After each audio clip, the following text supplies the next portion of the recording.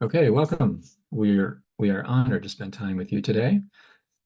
AKA is a grassroots volunteer organization founded over 30 years ago. We are devoted to connection, education, and support.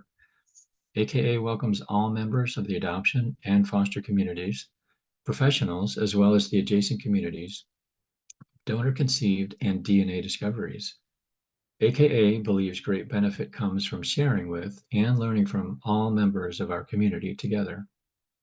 AKA is powered by volunteers and relies on membership dues and donations. If you enjoy today's program, please consider becoming a member or donating. And as previously mentioned, we are recording the speaker portion of this event for use on our YouTube channel, but the Q&A will not be recorded.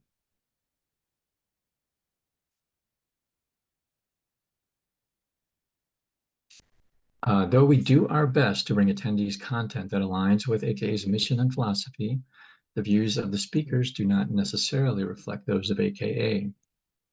At AKA, we strive to create a space where members feel safe to share individual experiences.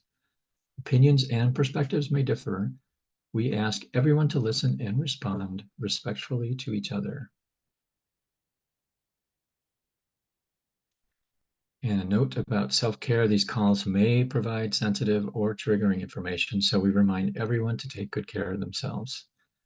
If help is needed, the National Hotline for Mental Health Crises and Suicide Prevention is 800-950-6264, or you can call or text the Suicide and Crisis Lifeline at 988. And to minimize distractions, please mute yourself during the call. If you have a question, please raise your hand or type in the chat. For anyone seeking CEUs, please have your name displayed and your camera on for verification. And afterwards, please complete the survey to receive the certificate. And our speaker tonight is Tony Hynes. And a little bit about Tony. He was adopted in the mid-1990s and grew up as an interracial adoptee in an LGBTQ-headed household. Tony is an advocate for families like his, having served on the board of directors for organizations that help to highlight adoptive families from diverse upbringings. He has been invited to be a speaker at conferences on adoption and foster care throughout the nation, and has a passion for standing up for children and families not given a platform to speak about their experiences. As the training specialist at the Center for Adoption Support and Education, Tony has designed innovative training curriculums that help families and professionals respond to evaluation and assessment tools that encapsulate holistic pictures of adoptees and foster youth. Tony is the author of The Son with Two Moms, about his experience being raised in the same-sex headed household, which has been cited in the family court system to highlight best practices. He is currently completing his PhD, where his dissertation will focus on social connectedness among adult interracial adoptees. The title of Tony's talk today is Claiming Belonging and Intersectionality Within Adoption. And with that, we will turn it over to Tony. Thank you.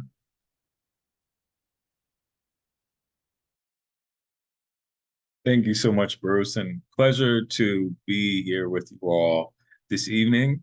I know some of us are on different time zones and everything, so really appreciate everyone coming out. So first, I actually have a question to the group.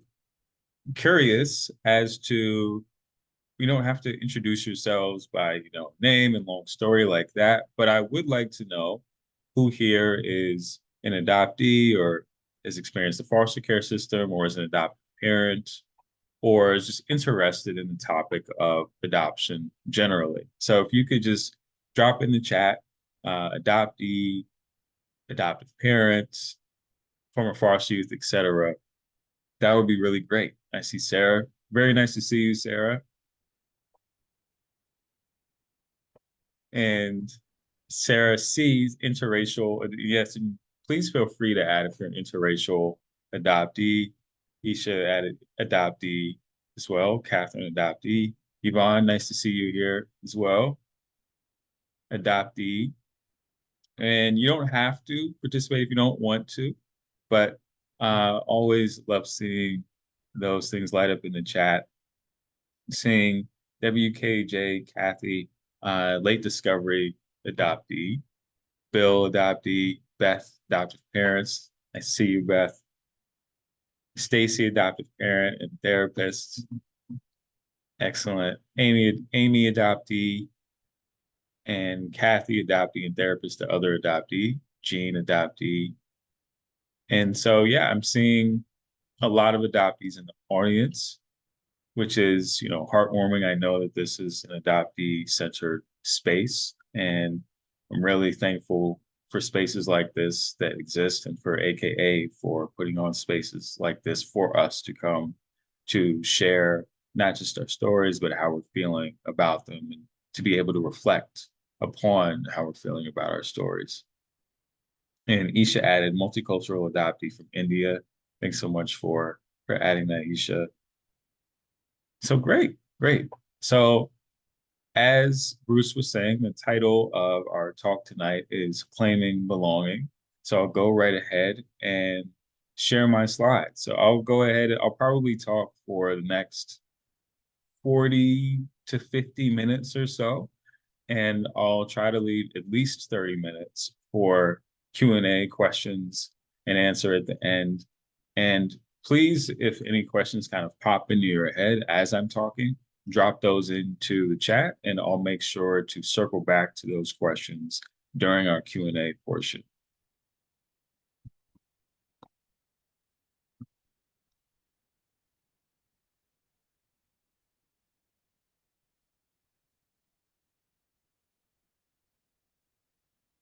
So claiming belonging in adopted person's journey is the title of tonight's talk. And I, once again, thank you, Bruce, for that wonderful intro. My name is Tony.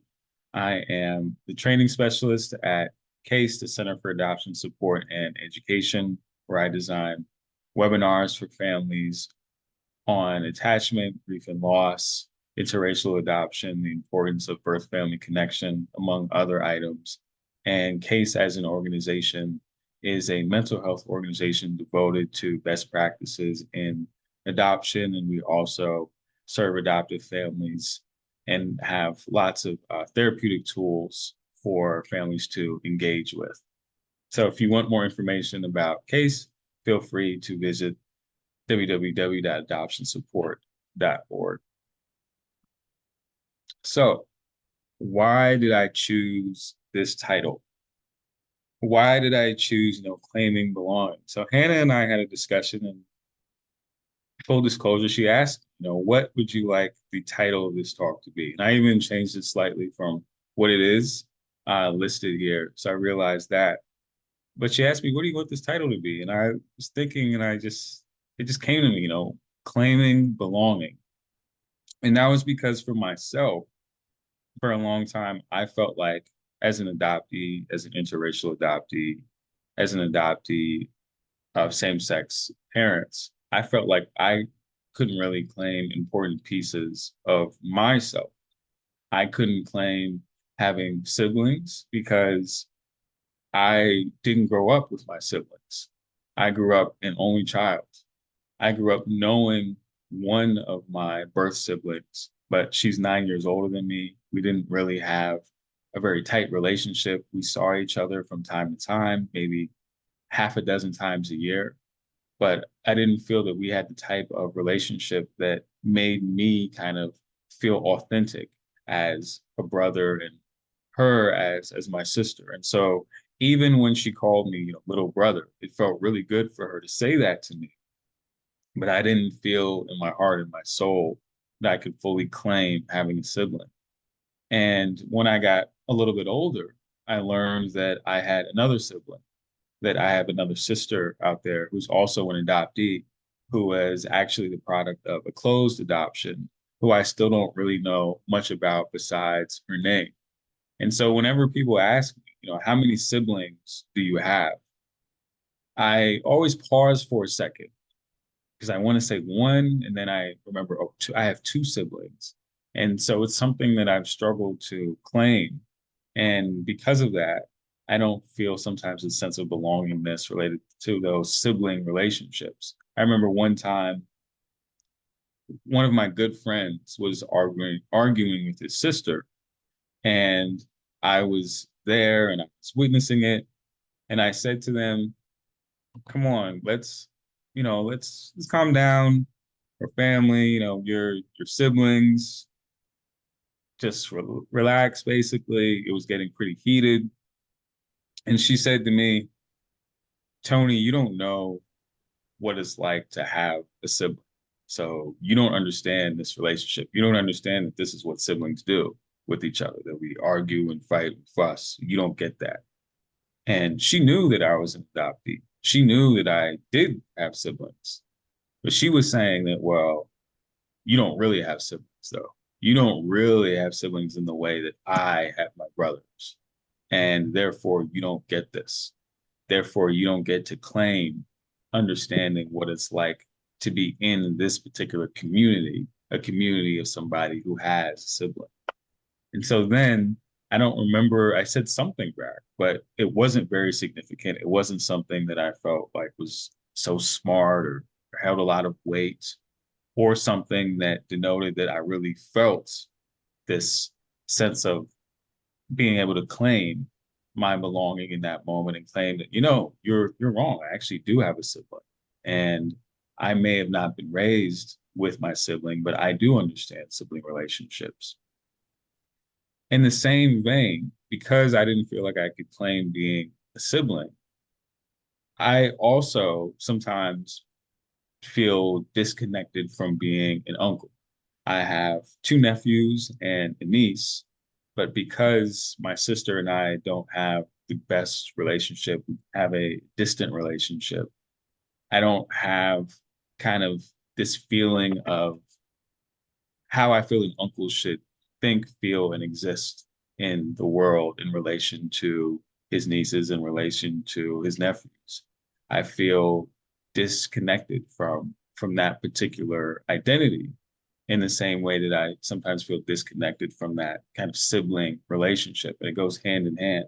And yes, my nephews and I have spent time together. I've seen them, seen my niece, seen them grow up mostly online, but also at times in person. But there's still this sense of inauthenticity that I feel around being an uncle. And so it has been a struggle to kind of claim that, yeah, I am an uncle actually. For me, when I was growing up, there were definitely times as well where it was hard for me to feel like I could claim my blackness in the way that I wanted to. I always knew that I was black. I always was proud to be black. But I also knew at times that, okay, well, I'm not black enough. And this is a feeling that a lot of interracial adoptees have, that I'm not black enough, I'm not Latino enough, I'm not, Asian enough. I know that I'm my race, but I'm constantly reminded that I'm not measuring up to the standard that other people are setting around either the knowledge that I'm supposed to have, kind of these cultural underpinnings that I wish just came naturally to me in the same ways that they seem to come naturally to my peers. And so that was something that it was definitely a challenge growing up in a predominantly white community. And when I got into high school, I was interacting with Black peers now who ended up kind of teaching me about not just history, because I already kind of had the history of the civil rights movement in the United States. I read a lot of books about not only Martin Luther King and Malcolm X, but Fannie Lou Hamer and Ralph Abernathy and all of these different James Baldwin and all of these other historical figures that became really important people to learn about in my life, but I still didn't know what products to use on my hair, or that I couldn't use the same lotions as my white parents were using at home during the winter months here. And so it was really helpful to have my peers there to kind of guide me and help me through that. But at the same time, it still took me a long time to kind of process that and fully claim my blackness in the way that I wanted to. For a long time, I also felt like I couldn't really claim being a former foster youth. I was born and I was raised by my birth mother on and off for the first year of my life. And after that point in time, I was placed in the foster care system. My birth mom happens to be schizophrenic, and that's the reason why she was unable to care for both me and my siblings.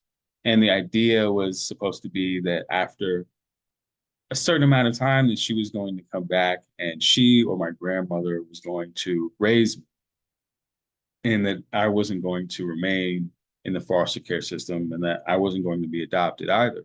But that's not what happened in practice. What actually happened was I remained in foster care from the age of about 1.5 to technically 4 years old. And when I was 4.5 to 5 years old, I was adopted by my two moms. And then 3 months later, that adoption was overturned by a panel of judges who decided that a white same-sex-headed household wasn't the right household to raise a Black child in. And after that, this long custody battle ensued. It ended with a joint custody agreement between my birth family and my adoptive family. And then I was an adoptee after that. I was asked last year to give a commencement speech to graduating high school students, all of whom were graduating from high school, but were also transitioning from the foster care system, all of whom are now former foster youth. And I was saying in that commencement speech that I contemplated saying that I wouldn't be able to do that commencement speech because I didn't feel that I had had the same experiences that a lot of the kids that I was speaking to had in relation to existing within the foster care system. I don't have much of a working memory of being in the foster care system. And because of that, I felt inauthentic around that particular part of my identity and felt like, well, I shouldn't really be talking to these kids about what it's like to graduate and go on to college as a former foster youth because it was much different for me. And I was reminded during that speech and also afterward by some adults in the room as well that, hey, I actually had a similar experience to you. And I had a long time struggle with claiming this particular piece of my identity, but it's still important. I go around talking to parents about how important it is to recognize that their children who are adopted, that they had lives before they were adopted, that their lives didn't start with adoption, and that that time with their birth parents, even if it was a day, was extremely impactful. Even if it wasn't even a full day, it was just 9 months in the womb, it's extremely impactful to their development. So how can I go and tell parents that, but then for myself, say that the first 3, 4 years of my life, that isn't something that I should be able to claim for myself as also being extremely instrumental in my own life. So it's taken me a long time to embrace that, yes, I am an adoptee, but I'm also a former foster youth as well. But even with the adoptee side of things, sometimes I felt like I can't really claim being an adoptee in the way that I thought I could because I was adopted when I was 5. And then, as I said, that adoption was overturned. And after it was overturned, technically, I wasn't an adoptee anymore. Technically, I was what's called in Maryland a ward of the state, which meant that I had legal guardians, but that I wasn't technically an adoptee. And so I went through my entire life until I was 19, not being an actual adoptee legally. When I was 19, my mom adopted me. One of my moms adopted me. And then I was an adoptee. But even in telling my story, there are times when I think to myself, well, I did have all of these adoptee experiences, but technically, when I'm talking about early childhood and being adopted and adolescence as an adoptee, saying to myself sometimes, Tony, you actually, technically, you weren't adopted. Technically, you weren't an adoptee at that time. So it also is this mental work that I do and saying, well, yes, legally that's true, but your experiences were still the experiences that so many other adoptees have had. And of course, I am an adoptee also legally now. And so at times there was though this feeling of non-belongingness there to my own adoptee narrative.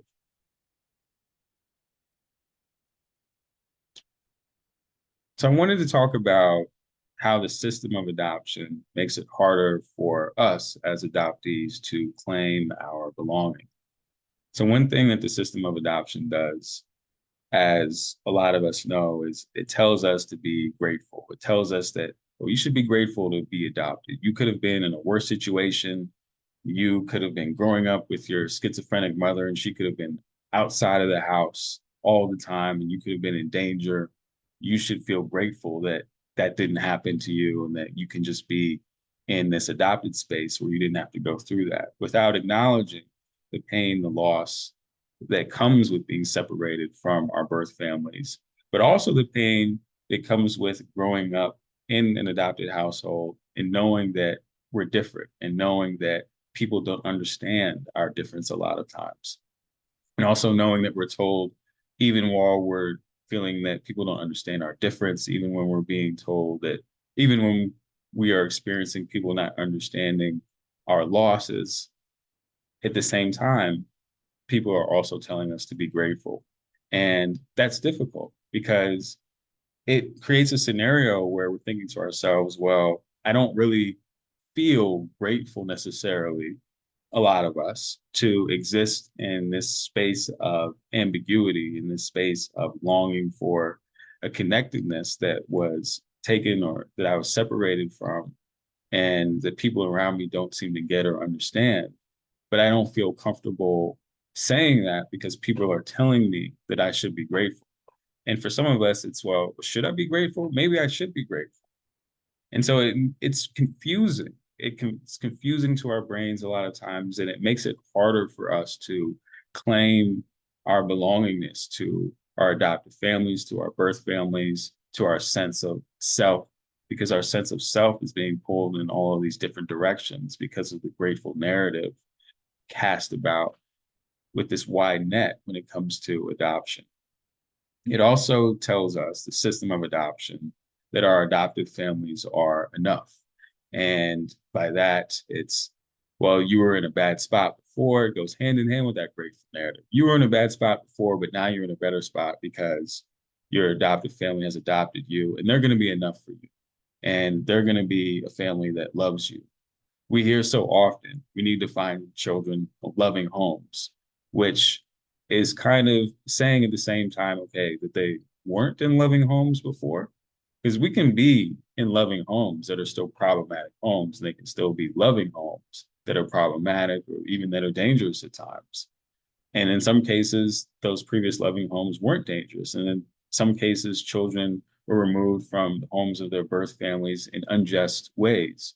But either way, this narrative in adoption that says that adoptive families are enough for us makes it difficult for us then to claim belongingness to sometimes our birth families.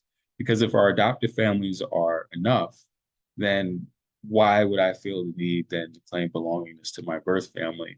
And why would I want to share with my adopted family that I want a sense of belongingness, for those of us that do, with my birth family, or even outside of that, with peers and other relationships?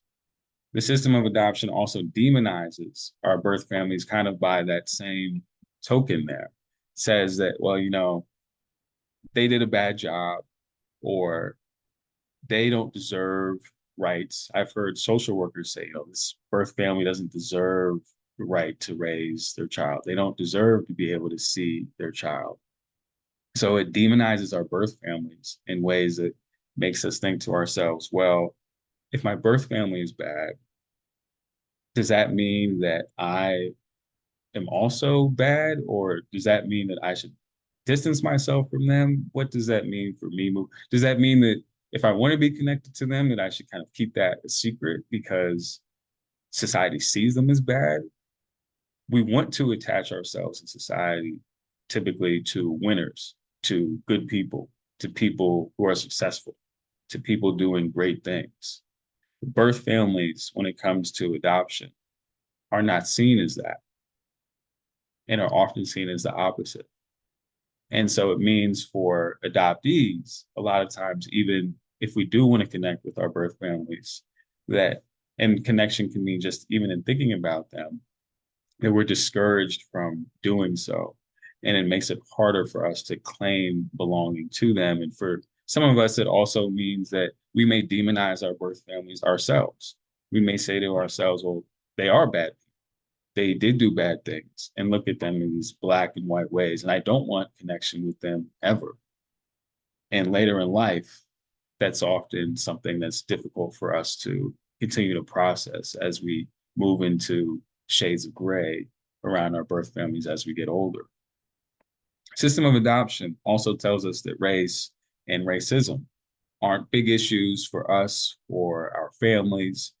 You can look at the history of adoption and you can see that the love is enough approach was used in interracial adoptive households, that the colorblind approach was used in interracial adoptive households, that it was, well, if we just love this child enough, then that'll be enough to get them through. That we don't want to see their race because we want to see all of who they are outside of their race. And so therefore, we don't think that race should really be an emphasis. And in recent years, we understand now that that is not best practice in adoption.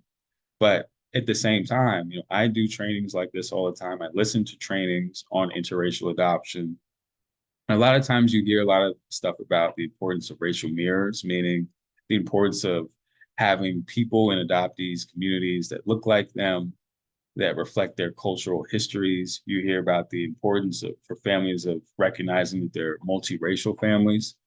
But oftentimes, even I don't hear a lot of conversation around the importance of discussing racism in adoptive households. And so what happens then is kids who are experiencing racism in their school environments, in their community environments, don't feel comfortable going home and sharing that they experienced those things because their parents often, yes, they may be talking about race, but not racism as it relates specifically to their children, because they often think it's something over there outside of anything that will impact their children.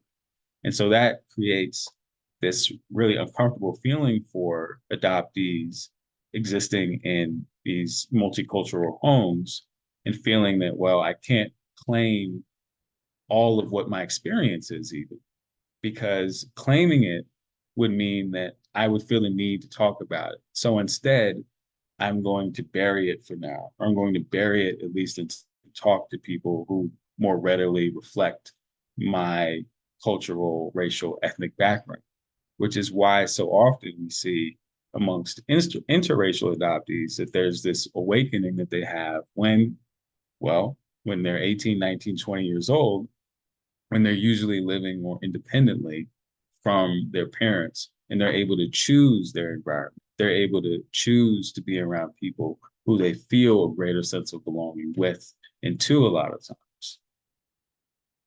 Another thing that the system of adoption does that inhibits us from claiming our belonging often is it tells us our trauma happened before we came to our adoptive families.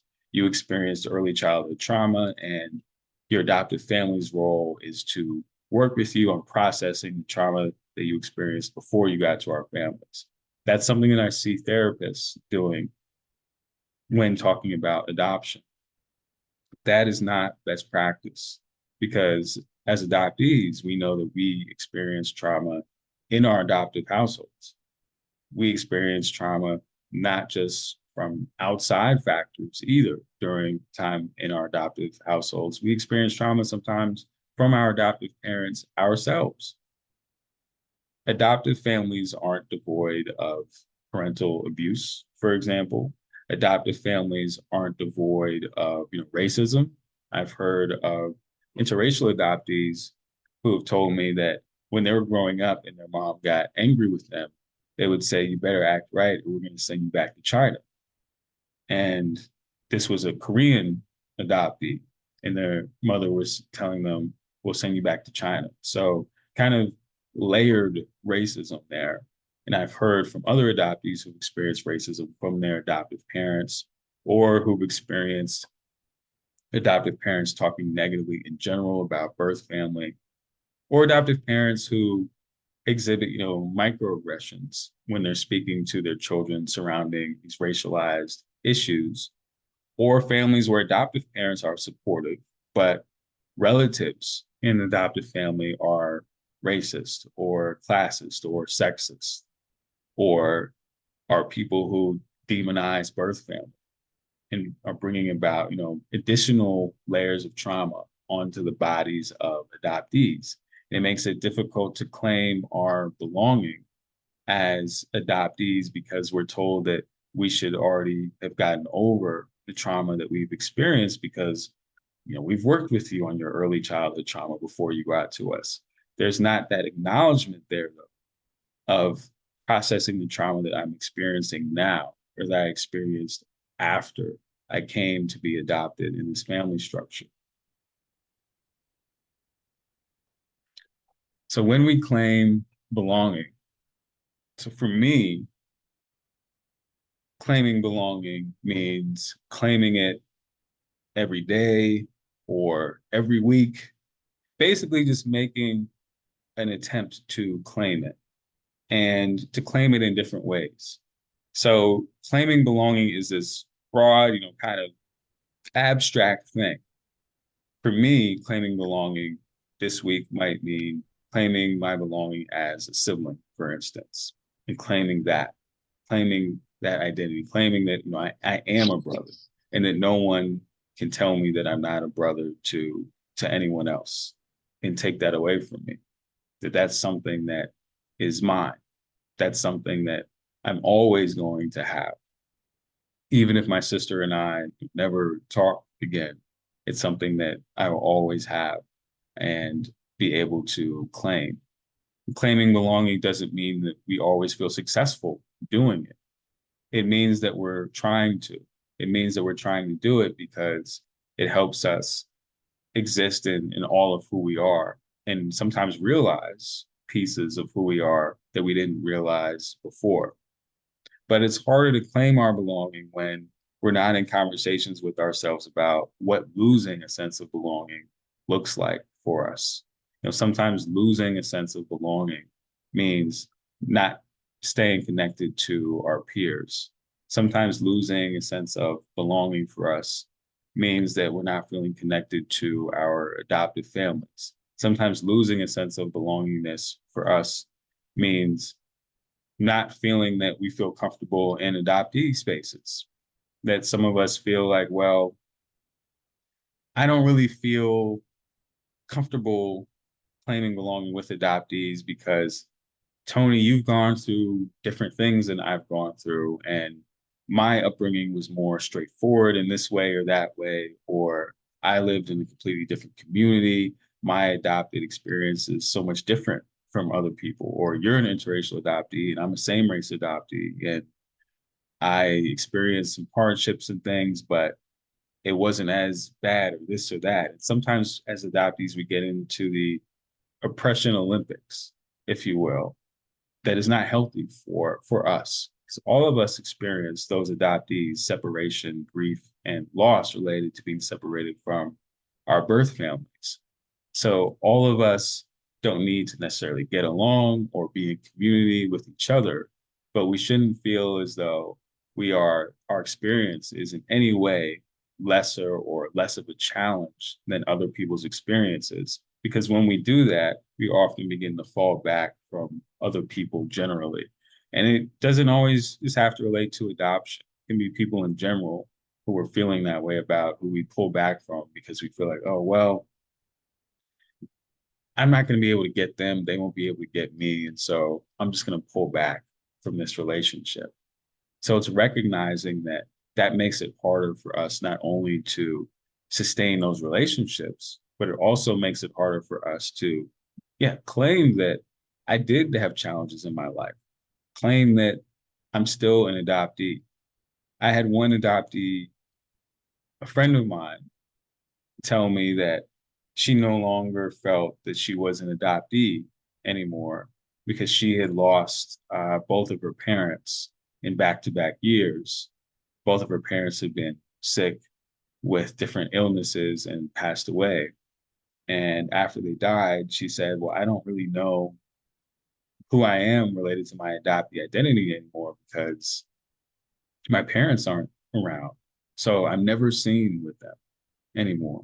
So people don't see me as an adoptee ever when I'm out and about. If they're a stranger, and some of us are familiar with some of the looks that we may get as adopted families, especially for interracial adopted families. And I said to her, you know, you will always be an adoptee and you will always belong in this community. And losing a parent, losing parents doesn't change all of what you've gone through in your life. Losing a parent or parents doesn't change the fact that you were separated from your birth family, or the love that you have for your adopted family, or all of those things that have helped you get to this particular point of being able to tell your story around adoption.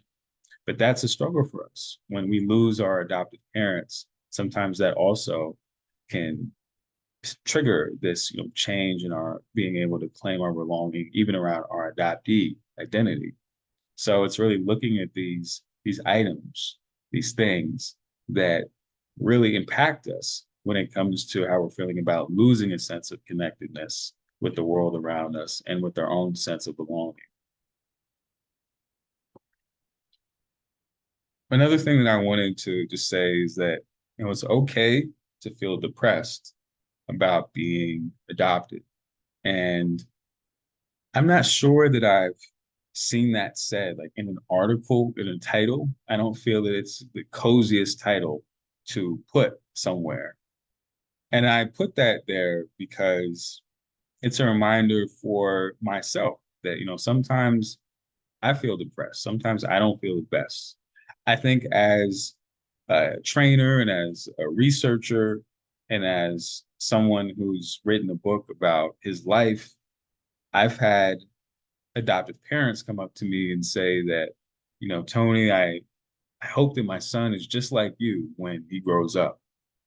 And I think to myself, and then I've said this out loud several times, that, well, you don't really know who I am. You know, you've read my book, and that's fantastic. That's great. But I could be a terrible person, right? For all you know, I could be an extremely depressed person for all you know.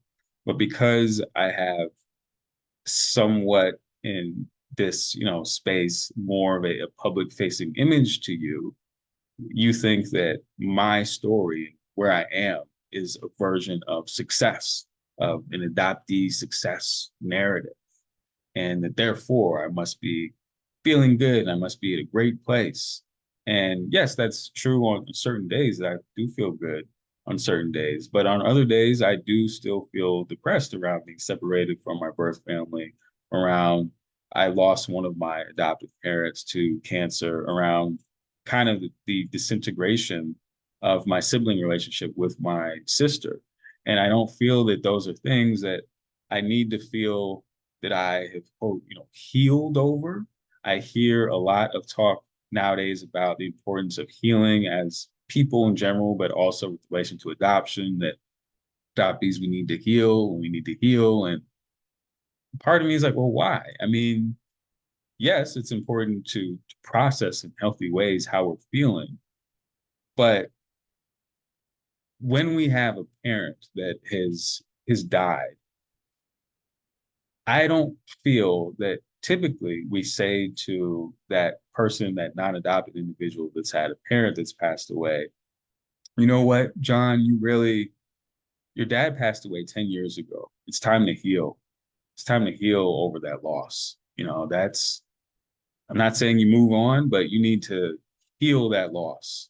We don't ask people to heal when it comes to those losses via death of their loved ones, because we understand that certain things are things that hopefully get better with time, but there will always be kind of these open wounds that we're walking around with. When it comes to adoption, we don't think of it in those ways. And for a lot of us, it makes it harder for us to fully process how we're feeling, because we get to certain ages, certain stages in our lives, and we think, well, I'm still struggling with this.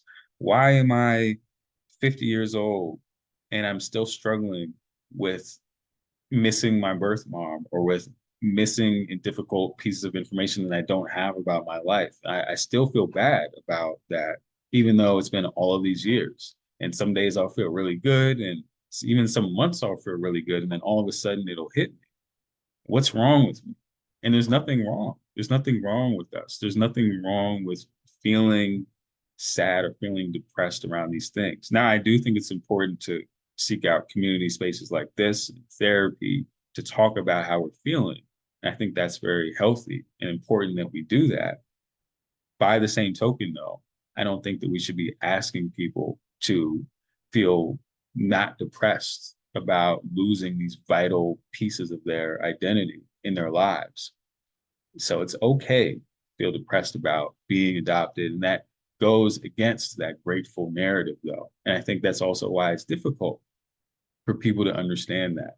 It doesn't fit into the box of this happy adoption narrative that we would often like to paint with in our society.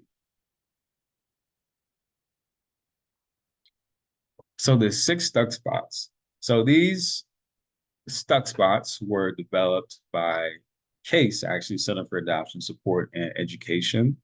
And these were done around actually adolescents. So Debbie Riley, who is the CEO of CASE and is a therapist, interviewed dozens and dozens of, or I shouldn't say interview, really in session, observed dozens and dozens of adoptees, and she found really 6 common adoption-related issues where she stated that adopted persons may get, quote, stuck, and I've added on, and lose a sense of belonging.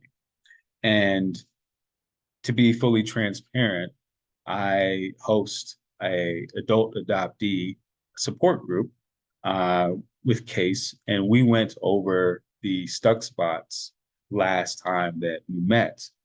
And we continued to realize, and it continued to affirm for me, that these stuck spots aren't just for adolescents, that they apply to adoptees of all ages. And it doesn't mean that they apply to every adoptee, but it does mean that adoptees at any age can experience kind of these spots where we feel a sense of stuckness. And what I mean by that is loyalty, difference, permanence, missing or difficult information, identity, reason for adoption. All of these items, all of these spots here can trigger for us senses of non-belongingness.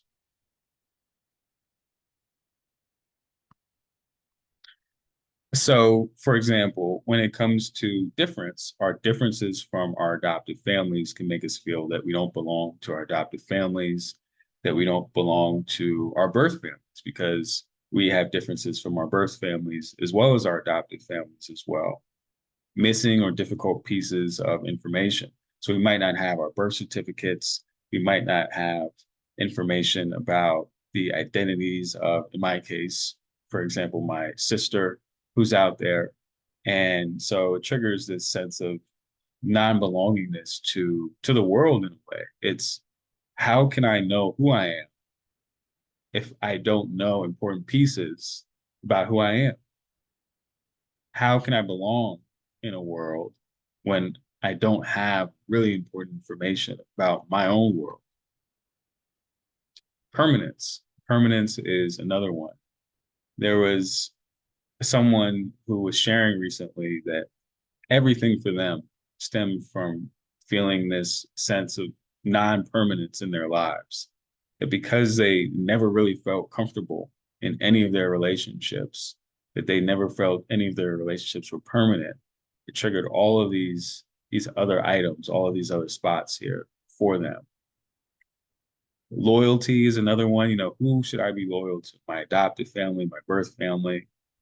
But I'll talk just in a second here about how loyalty also kind of bleeds into not just adoptee birth family relationships, but our general relationships too.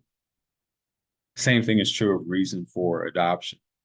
The reason for adoption in my case was because my birth mom was schizophrenic.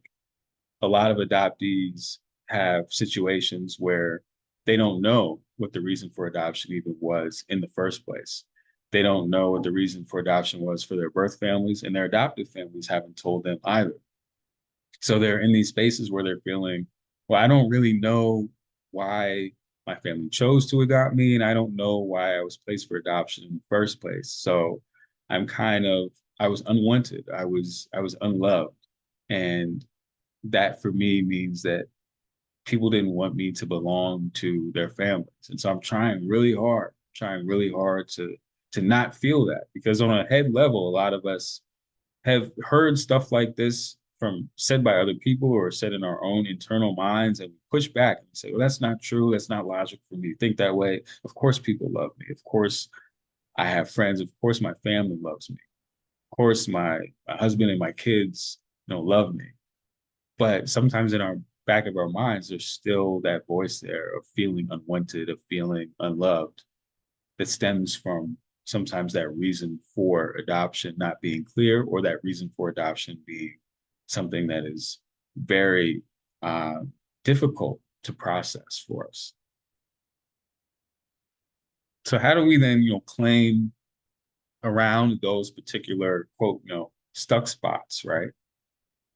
Well, with loyalty, our loyalties don't mean that we belong less to any group or family, but it also means that, I don't need to be loyal to people that continue to hurt me.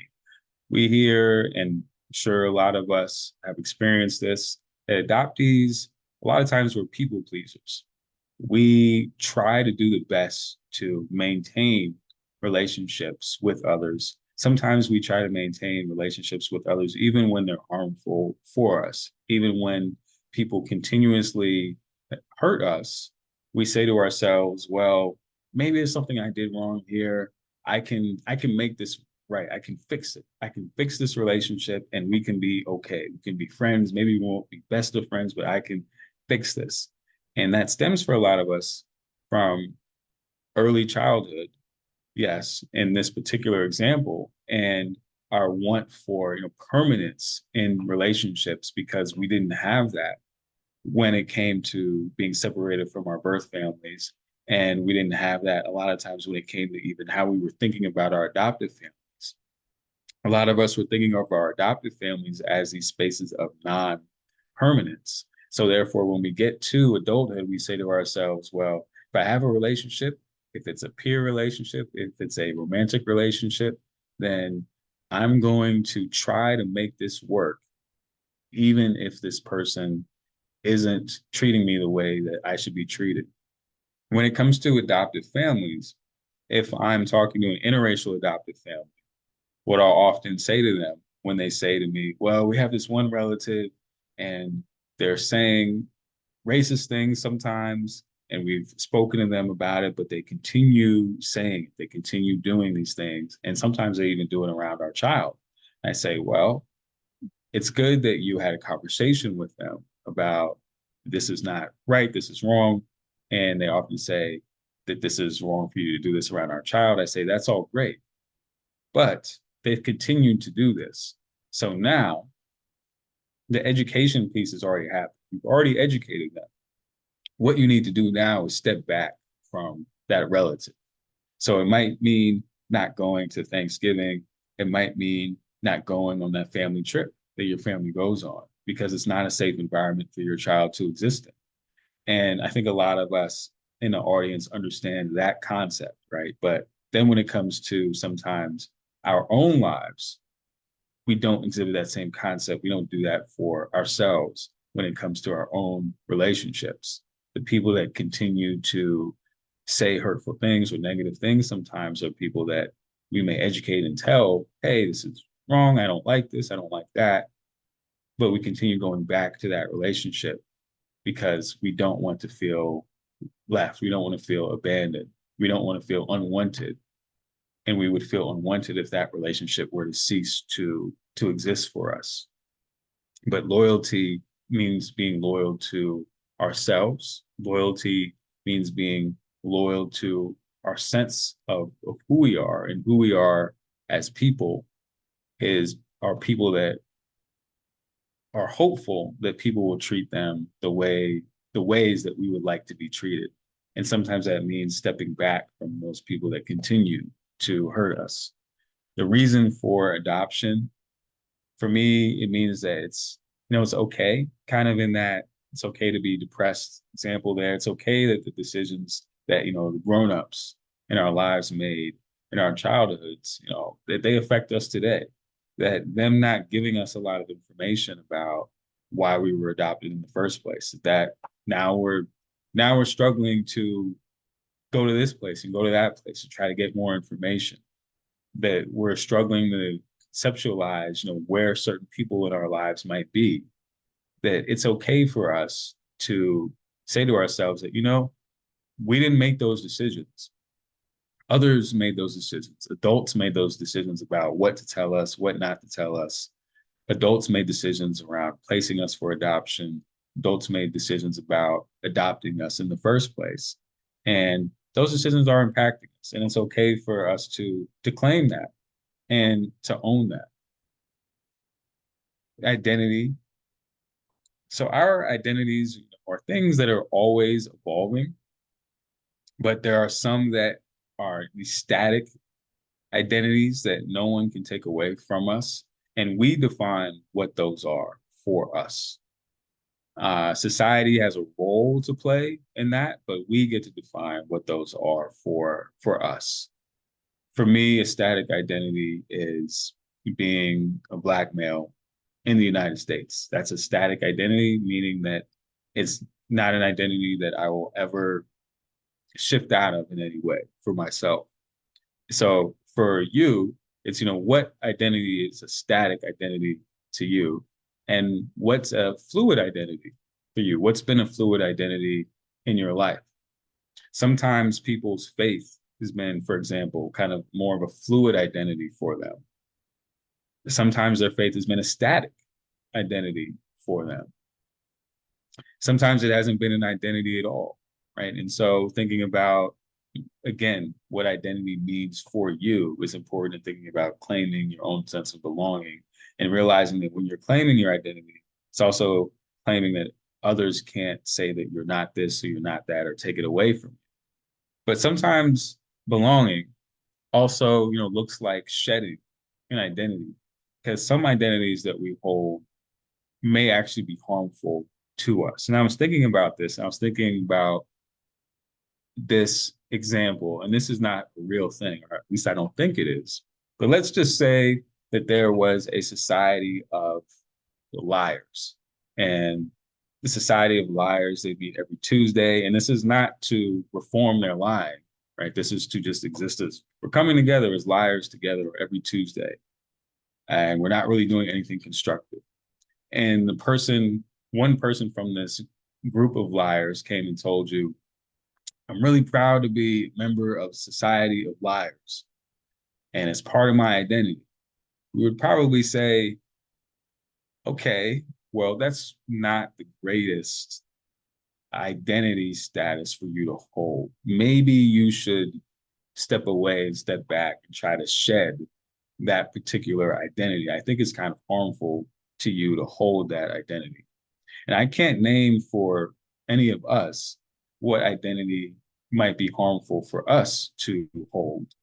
But that's something that we should be thinking about for ourselves kind of after this talk and in our own time. Think and reflect to yourselves, whether you're adoptees or adopted parents or people interested in adoption, what identity for me, even if I'm not exhibiting it right now, is or was harmful for me in some way in my life.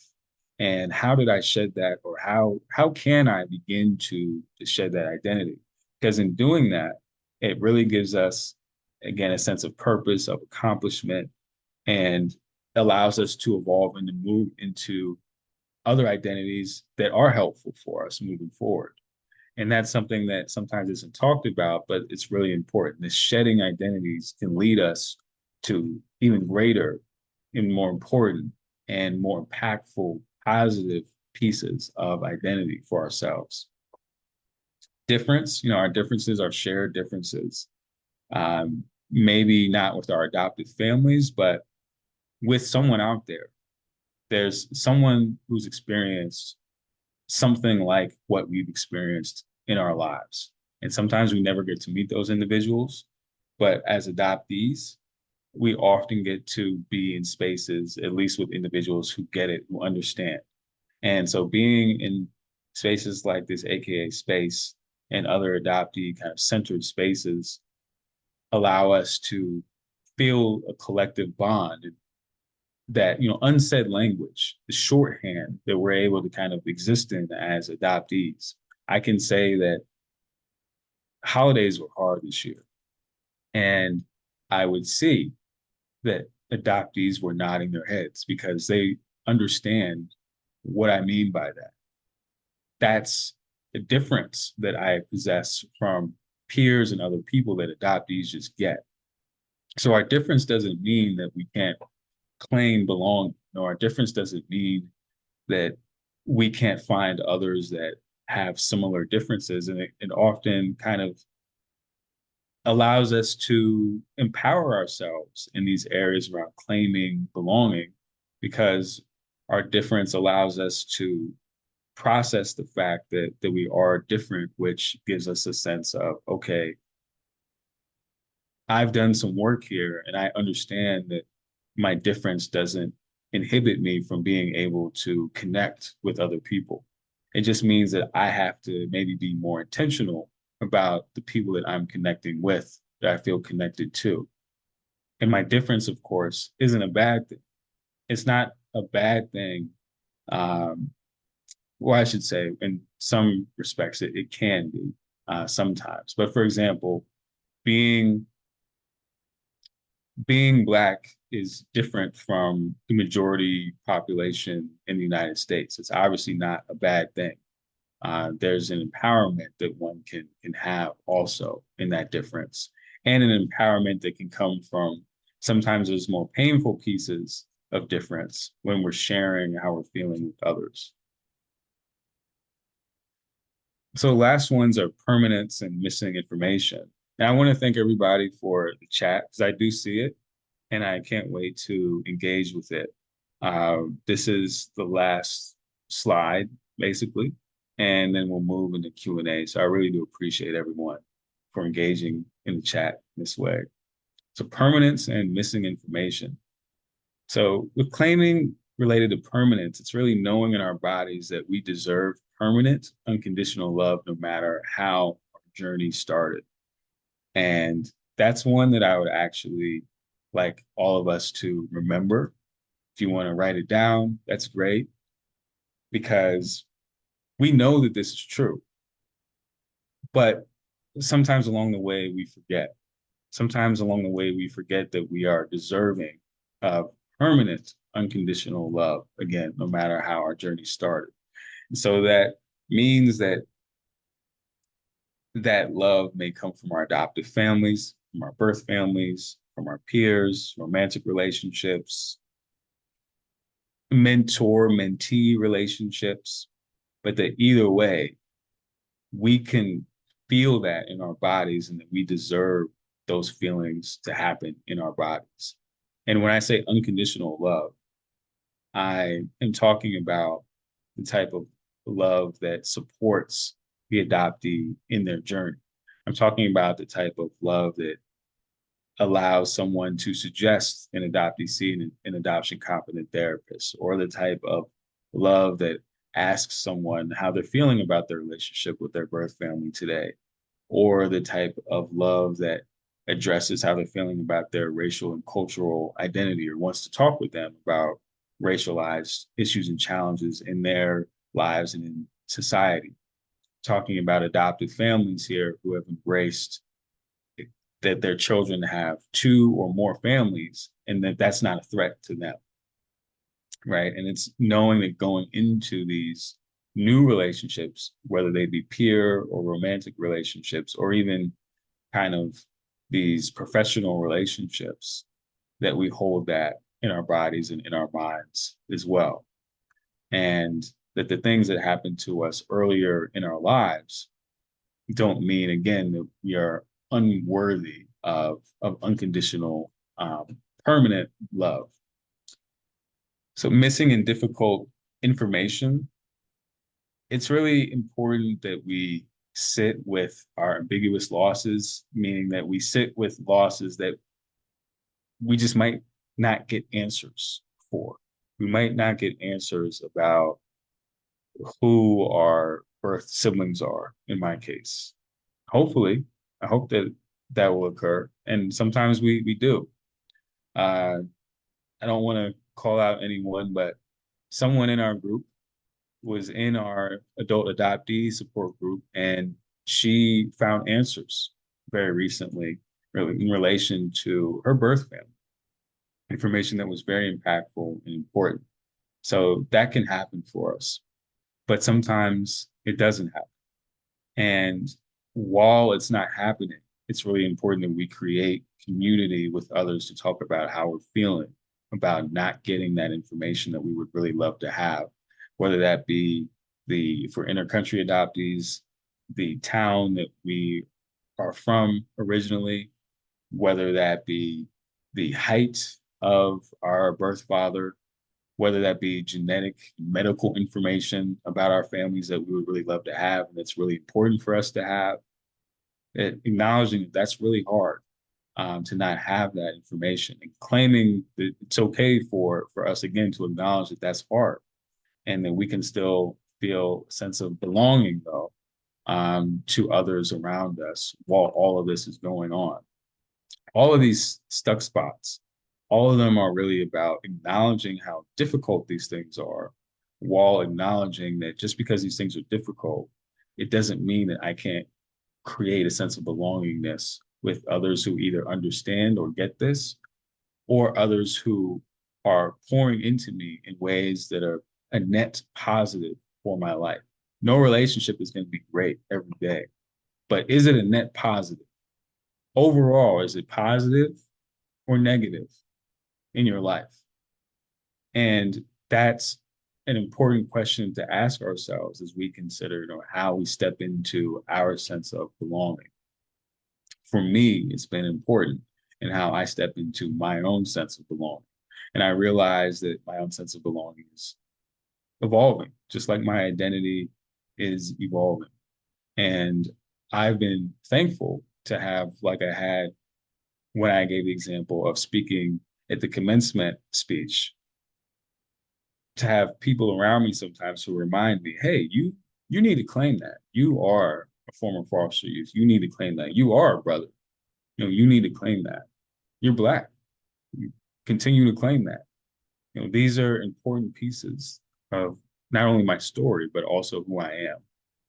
And I'm able to integrate them into kind of this sense of belongingness because, again, I try and don't always succeed, but I try, let's just say every week, to remind myself that it's important for me to claim these things.